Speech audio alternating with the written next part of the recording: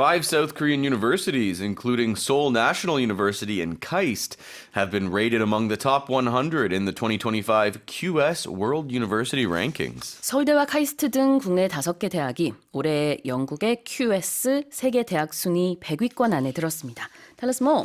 Yeah, QS, this name of this company is really hard to pronounce. Yeah. Quacquarelli Simons? Yeah, I think QS? it's Quacquarelli Simmons or something. Simmons, okay, yeah. I'm but, sure you but might everyone have just it. says QC. QS. Sorry, QS. QS. So this is their yeah. big World University Rankings for 2025.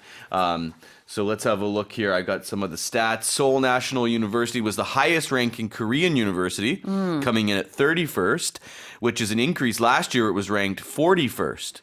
So it jumped up 10 spots. Yeah. KAIST was the second highest. It came in at 53rd. Last year was 56, so some improvement there. Yonsei jumped a few spots. Yonsei jumped from 76 to 56. 20 spot jump there for Yonsei. So that's quite impressive. Korea University jumped up quite a lot as well, from 79 to 67 was a big one there. Pohang University of Science and Technology, Postech, they call it. Yep. That came in at 98 as well, and it was slightly up from 100 last year. Exactly. So, and one of the other things that was really interesting, QS said Korean universities are one of Asia's best higher education systems. And they mentioned they have good employer reputations, and they're also well-known global research hubs. Yeah, exactly. Now, one of the things that hurt Korean university rankings, international faculty, and they said international student indicators. So the international student ratio in all Korean schools is much lower than in other countries. So Hanyang University had was the highest ranking Korean university for international students, and it only came in at 257th. In the world. So that's one area that they can definitely improve on. Yeah. Bringing more international students. Yeah, if Korean universities go slightly more global, then we may go up the chart. But again, as you said, 5 schools made it in the top 100. If we look at the top 1,500, there are many more schools that made it into that list. My school came in at 456th. Oh, can I ask which school? University of Guelph. Okay. But the thing is, I looked through the rankings, and like, unless a lot of things have changed, like more than half of the Canadian universities that were ranked above mine are not better. And not a single person in Canada thinks they're better. Yeah, I mean, this is not the single most so I had some big list. issues. I had some major issues with it. Okay. Like, would you rather go to school in Islamabad, Pakistan, or in Guelph, Ontario? Okay. I'm going to take Guelph, all right. Especially the ladies. Let's have a look at the first expression, which is to be rated among something.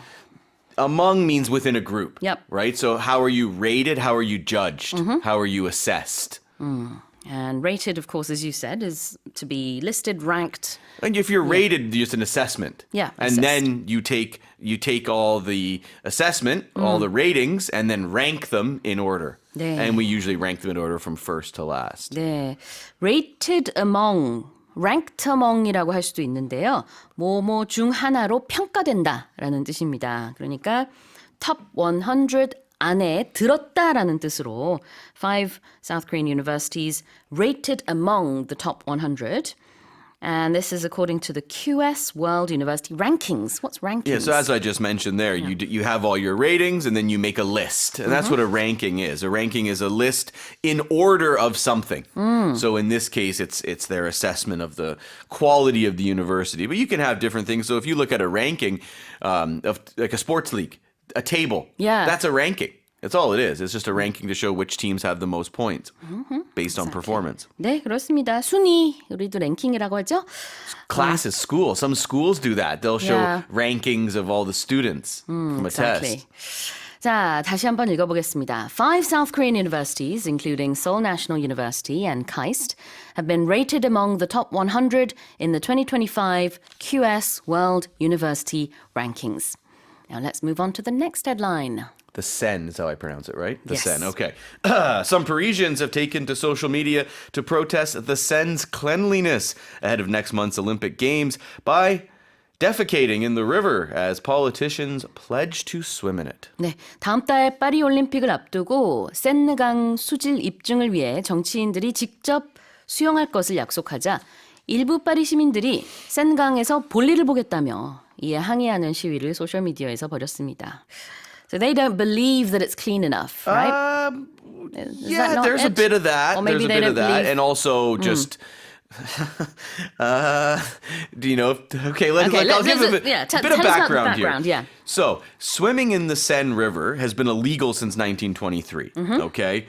Because it's filthy. Yeah. And the lead up to these Olympics, the French government, they committed $1.5 billion to cleaning up this waterway so it could be used for swimming events. And also, a lot of people think that's way too much money to spend on this. Yeah. Earlier this year, President Emmanuel Macron, he said he would swim in the river to prove it's safe. He didn't say when. And then Anne Hidalgo. Anne Hidalgo, the mayor of Paris, she said she'll also swim in it on June 23rd. So now because they're saying that they're going to swim in it, this is a whole thing that's come online. There's this hashtag, which translates to I will poop in the Seine on June 23rd. Right, but it's in French, of course. It's in French, but and they're not using the word poop. They're using like different a swear word vulgar kind word. of. Yes, exactly. And they're basically this one website that's, promoting this. They're saying like Macron and Hidalgo, they put us through a lot of this not good crap thing. or whatever. Yeah. Yes. They've made a lot of problems for us. Yeah. So now we are going to make them actually swim in our I see. waste. 오케이. 자, 파리 올림픽이 얼마 남지 않았습니다. 이번에 예전에 볼 수 없었던 것을 많이 볼 수 있는 그런 올림픽이 될 거라고 해요. The opening ceremony is going to be held outside the Olympic venue for the first time ever. It's actually going to be held near the Seine, so that's going to be new.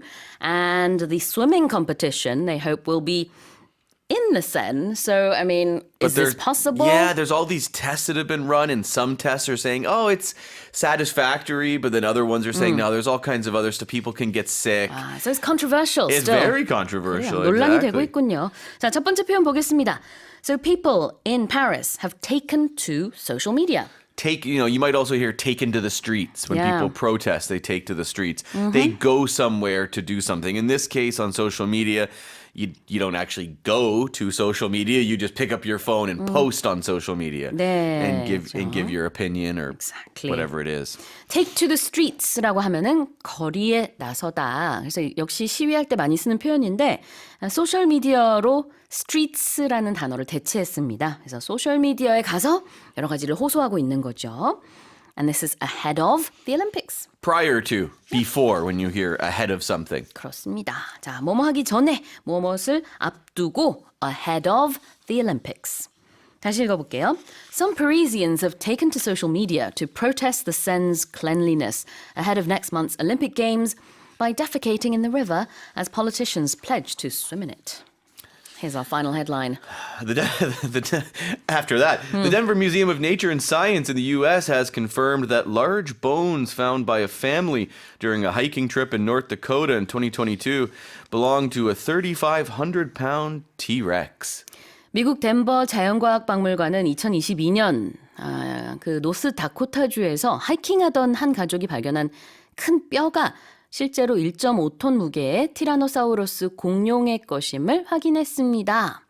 Wow, great discovery. Yeah, pretty incredible. It was discovered by two young brothers, their dad and their cousin, back in 2022. They were hiking in a mountain in North Dakota, and the father, he then contacted the curator of paleontology at the Denver Museum of Nature and Science. And lo and behold, they were correct. And the interesting thing that the paleontologist said is this discovery is so exciting because most times when they discover fossils of T-Rexes, they were adult dinosaurs. This one, they're saying this fossil is of an adolescent T-Rex, a smaller, younger T-Rex. Wow. Yes. So very, very interesting. 그렇죠. And they've nicknamed it Teen Rex. Because it's young. Yes. It's a juvenile Right. T-Rex. 그래요. 자, 2022년에 이 뼈를 발견한 그 미국 덴버의 한 가족입니다. 근데 이제서야 그 결과가 나왔는데요. 이게 티라노사우루스 렉스 공룡의 뼈가 맞다. 영어로는 그냥 줄여서 T-Rex라고 하는데요. 그것도 기존에 발견된 T-렉스 뼈보다 조금 더 어린 T-렉스의 뼈여서 정말 유의미하다. 이렇게 보고 있습니다. 별명을 붙이기를 Teen Rex. 어린 티네이저처럼 Teen Rex라고 이름을 이렇게 별명을 붙였네요. Okay, so the family were on a hiking trip. 등산 여행. Yes. There's no other easy way to. Perfect. Thank you. We're running out of time, 그겁니다. so I'll 네. keep it short and sweet. And belong to. Be a part of something. Yeah. Be a part. So you could belong to a club, you belong to a school, you belong to a company. 그렇죠. Something you're a member of. 네. 바로 Or 이제, also you can say something belongs to someone. That's another Yeah. variation. In a relationship, you mean? Or... No, a thing. Like, who does this belong to? Oh. Whose item is this? Exactly. This chicken belongs to EBS. Right. 이렇게 누구의 것이다. 이렇게 말하죠. 다시 읽어보겠습니다. The Denver Museum of Nature and Science in the U.S. has confirmed that large bones found by a family during a hiking trip in North Dakota in 2022 belong to a 3,500-pound T-Rex. And that's it for the headlines.